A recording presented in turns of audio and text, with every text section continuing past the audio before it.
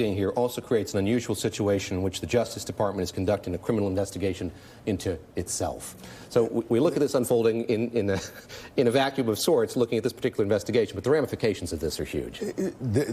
Until we know more, this has the stench of an outrageous abuse of power, in my view. It's straight from the authoritarian playbook. The president demanding that the organs of criminal investigation be directed at people he perceives to be his political enemies.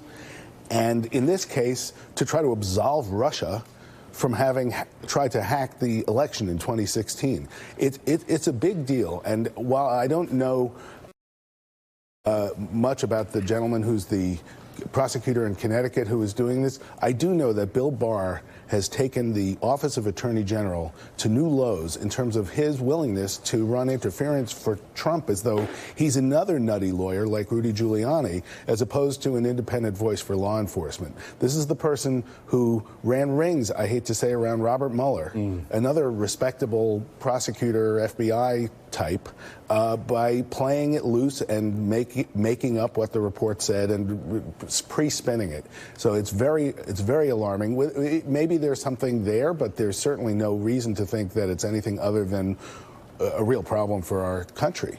Emily Tish Sussman, lastly to you, and this is clearly aggravating the ranking member of the Senate Intelligence Committee, Senate Intelligence Committee is conducting its own investigation into Russia's interference in the election. He tweeted this: Senate Intel is wrapping up a 3-year bipartisan investigation. We found nothing remotely justifying this. Mr. Barr's investigation has already jeopardized key international intelligence partnerships. He needs to come before Congress and explain himself.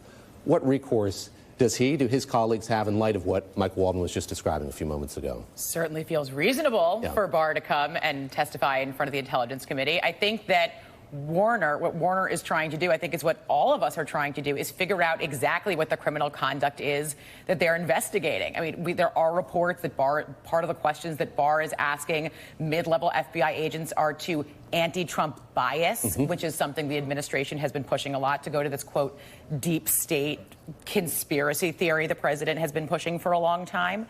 The other thing that they could potentially be doing with this is trying to legitimize the Ukraine narrative, that actually wasn't Russia, that it was Ukraine that was interfering, and they've continued to do so.